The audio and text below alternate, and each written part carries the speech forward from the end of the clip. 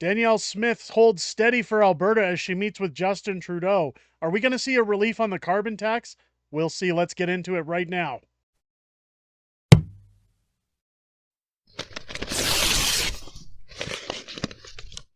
Oh, yeah!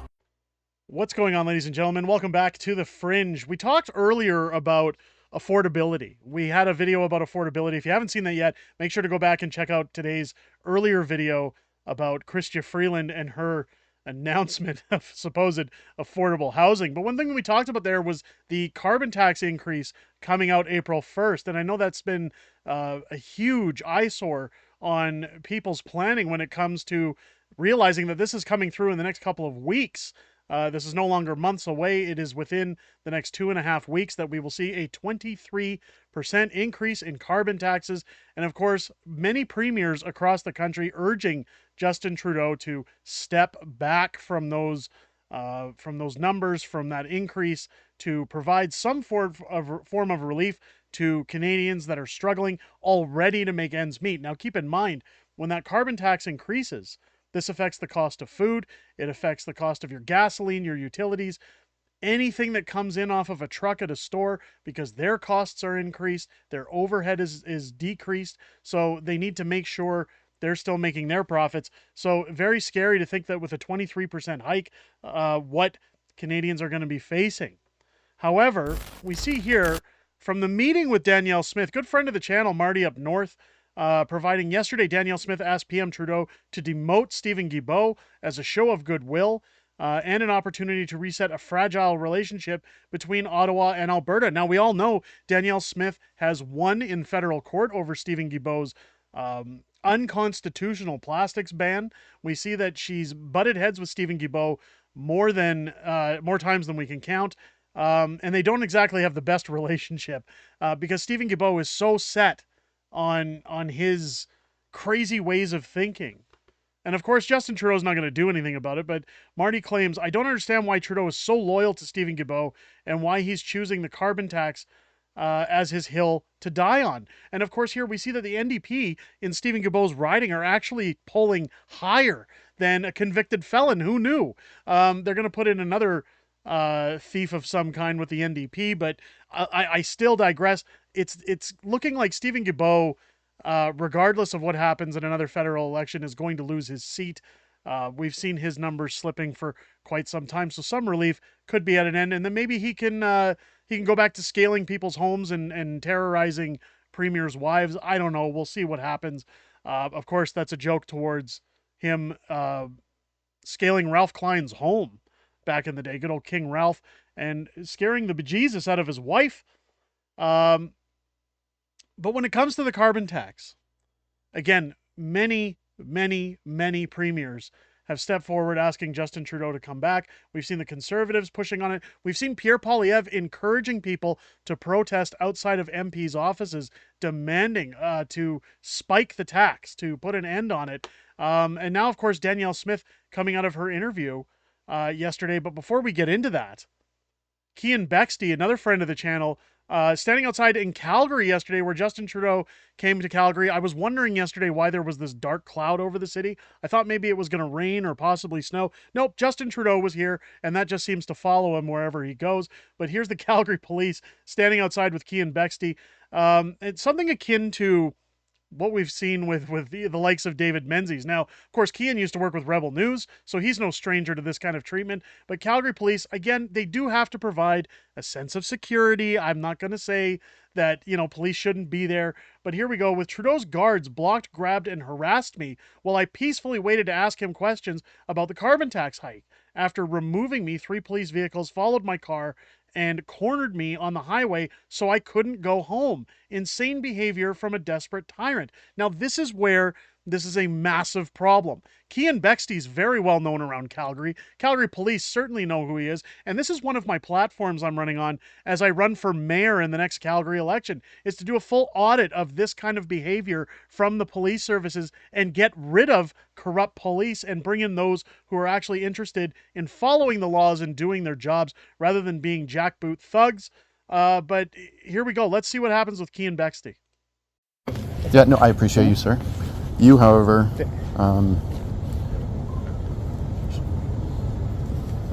We're just here to ask some questions, actually. We have some questions to ask. Here. Yeah, for sure. I appreciate that. Sorry, what's your name? Badge number? Constable 9S5960. And yours? Mine's Terrio. Ontario? Terrio. And badge number? 51366. 51366. It's my favorite thing to do. I love doing that. Probably just like you, harassing journalists is your favorite thing to do, or do you do other things?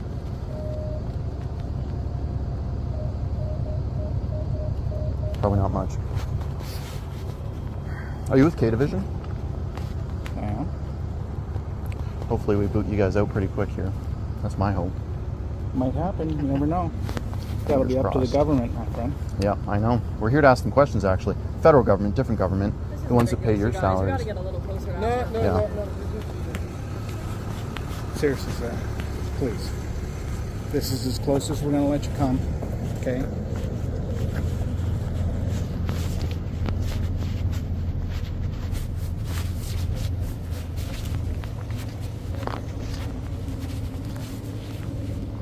This is pretty outrageous behavior.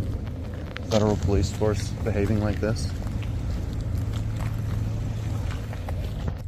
This is what the police do in Canada when you come here to ask Justin Trudeau questions. No, don't get out of the frame. You're following me. You can stay in my camera frame. Don't touch me. Do not touch me. Do not touch me. Do not touch me. Do not touch me.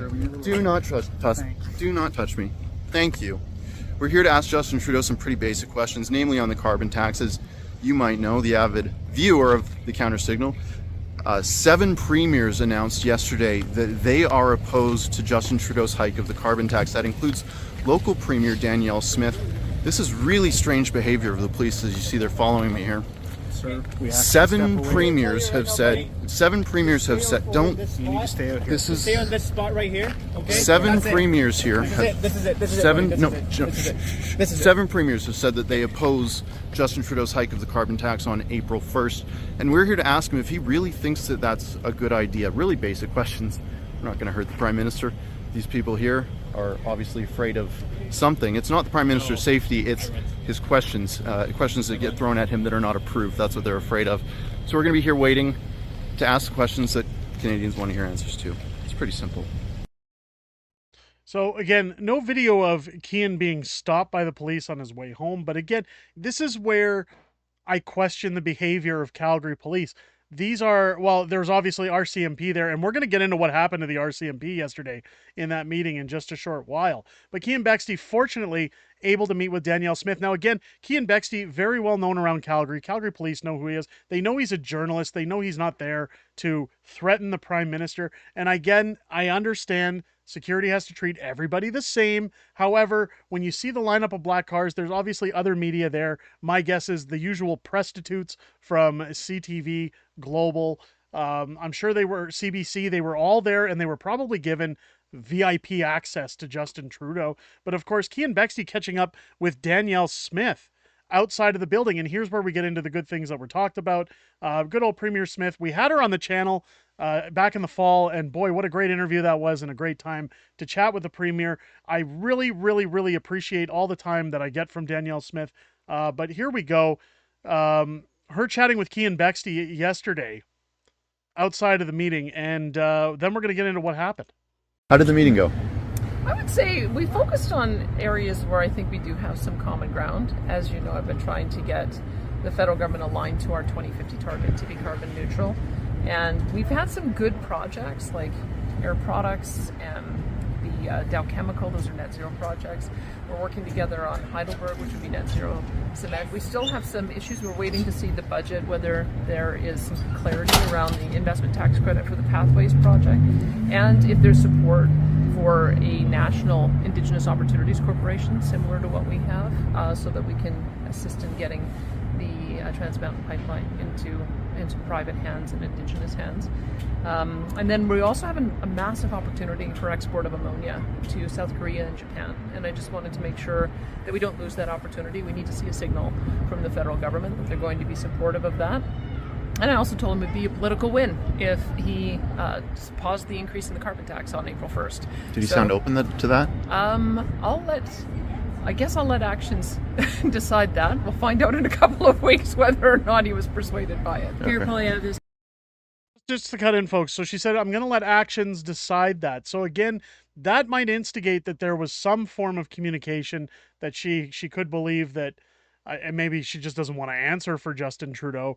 That maybe the pressure is mounting. Again, we saw Chrystia Freeland draw back on her beer tax that's going up from 4.7% down to 2. With Danielle Smith, I've often said that when the pressure is mounting from all of these premiers, I don't believe that Justin Trudeau is going to pause the increase on April 1st. My guess of anything is a reduction, but that's yet to see. And again, they're getting into Pierre Poilievre. One thing I wanted to add, isn't it funny how Keean Bexte comes out of this meeting and, well, there's no security pushing around Danielle Smith. There's nobody standing around Danielle to make sure that she's safe. Of course, Keean Bexte is allowed to interview her. We don't see him being harassed about Danielle Smith. It's only Justin Trudeau. The man is hated so much in this country that he needs that much security protecting him at all times. I'm sure Justin Trudeau just loves knowing that everywhere he goes, it's guys in black jackets in front of him. He never actually gets to see any of the world, just the backs of police officers. But let's continue. Canadians to protest outside MP's office. What do you think of that? Well, I'd have to say, I mean, we've got 7 premiers now that have all asked for a pause. And there's a reason for that, is that I think the Parliamentary Budget Office found that regardless of the rebates, we're still paying more in the tax than any of us are getting back in the rebates. People know that, they feel it. They're also seeing that that's having an impact on inflation, and inflation is one of the reasons the Bank of Canada says that we can't see a reduction in interest rates, which is hurting people when they go to renew their mortgage. So I do think it would be a political win to say we're accomplishing enough with the tax at $60 per ton. We don't need to increase it anymore at this time. We have to be addressing affordability issues.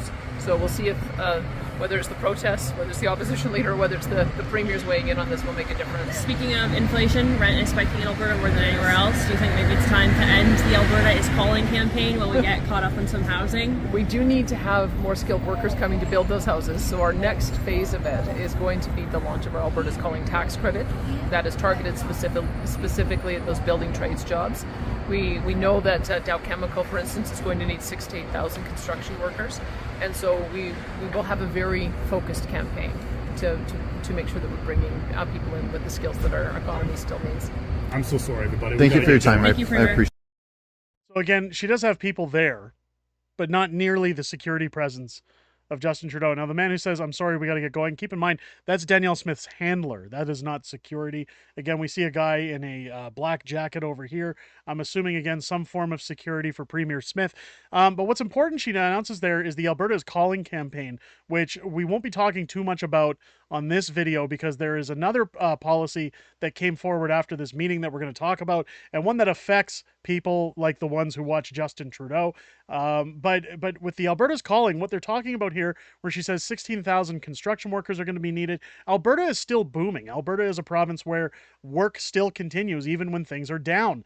Now, in terms of bringing people to Alberta, the old Alberta's Calling campaign, as mentioned here, is they wanted to, the question of should we stop back on bringing in migrants? Should we stop and bringing in refugees? Because we're trying to catch up on housing. Again, we're starting to see people around the Calgary area, especially in Edmonton, setting up tent camps.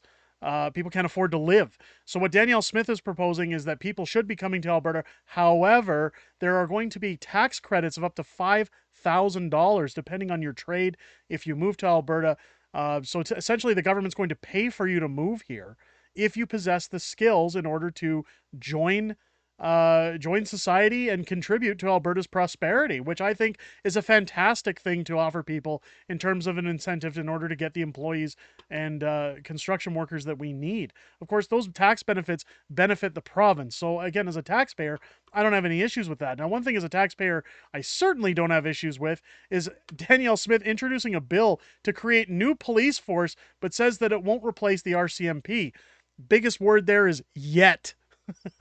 Now, we're going to get into this, and again, people have been talking about this for quite some time, that Alberta needs its own independent police force, separate from the RCMP. Again, in Calgary, that is the case. The Calgary Police are a separate entity from the RCMP.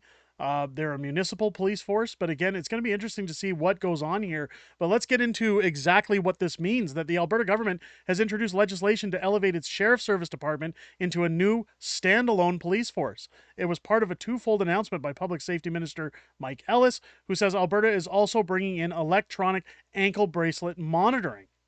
He says that the new police force will be independent, subject to civilian oversight, and will work alongside existing municipal and First Nations police agencies and the RCMP. So it's going to kind of work alongside, but an entity outside of all other existing police forces in Alberta. So it makes me question if they're going to have authority above the RCMP. The RCMP will continue to operate as the provincial police service, and there is no timeline on when the new police force will be created. Ellis stressed the move is not about abandoning the Mounties.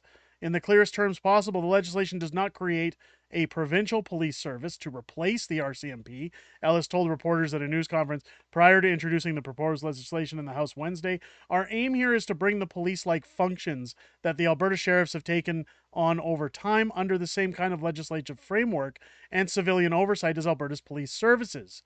He said it is duty bound to create contingency plans to handle staffing gaps being experienced by RCMP and other municipal forces. So again, when you look at the crime rate that is currently spiking in cities like Calgary and Edmonton, we've seen Danielle Smith bring police into Calgary last year for failed woke Mayor Jyoti Gondek refusing to do her job, with people being assaulted and sometimes murdered on C-train platforms or on the train itself. Of course, when it came time to hire that staff on permanently, Mayor Gondek said, "Nah, we're good. Off you go." And of course, things went right back to the way they were.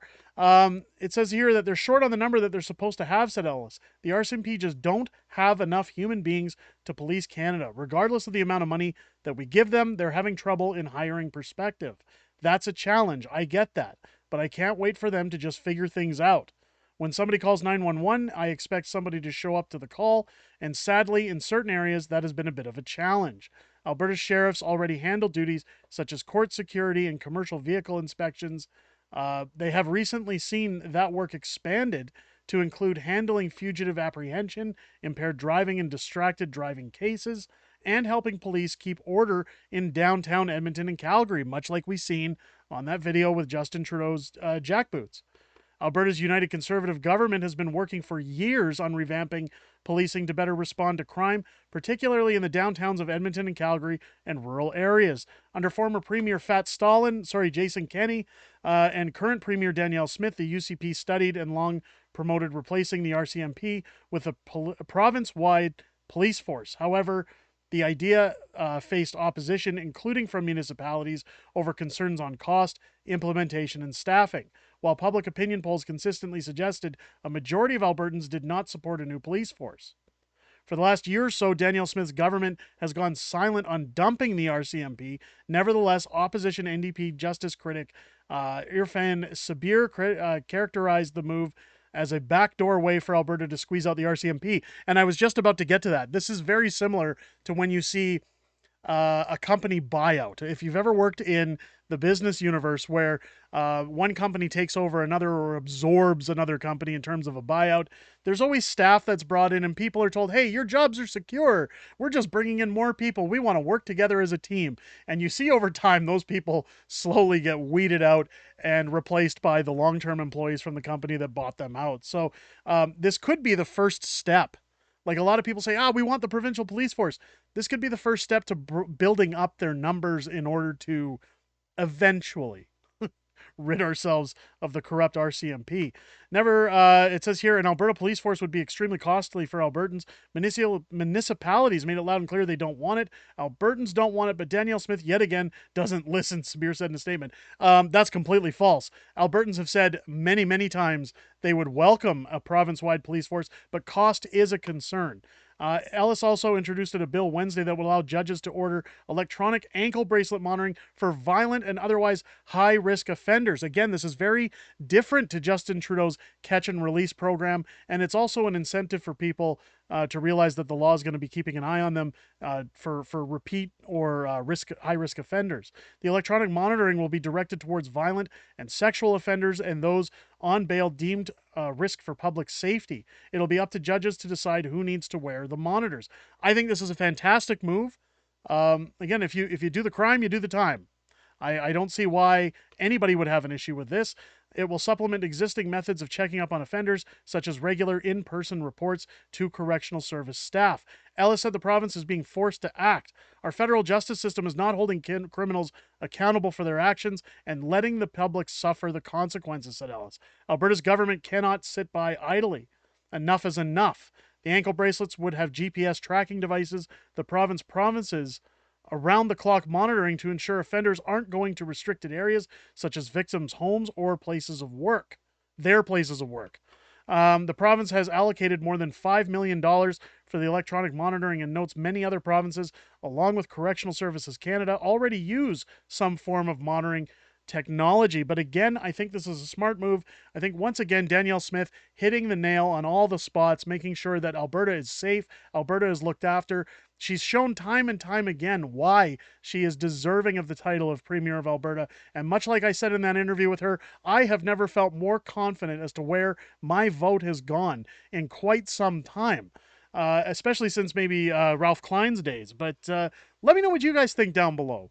Let me know what you think about Cian Bexley being harassed by police. Let me know what you think about Danielle Smith's new policies introduced and what we're going to see in terms of a pause on the carbon tax. I know there was a lot of stuff to go over in this video, but I wanted to make sure we had all the details for you guys to take in. I hope you guys enjoyed this video. Make sure to join us tomorrow night here on the channel for Friday Night Fringe at 6 p.m. Pacific, 8 p.m. Central, where the One Chip Challenge will be going down. That's right, after we hit 25,000 subscribers, I said we were going to do this Jolo Chip Last Chip Challenge here on the stream. It's going to be a lot of fun. I failed the first attempt when we hit, I think it was 5 or 10,000 subscribers. Since then, I've been building up my tolerance. I've been trying to get my tolerance on par so that I can actually go through with it this time. We'll see how that goes, but join us on the stream. We're going to talk about everything that happened this week, everything coming up in the week ahead, and that all starts tomorrow night here on the channel, 6 p.m. Pacific, 8 p.m. Central. I hope you guys enjoyed this video and have a great rest of your day. I'll catch you on the next one.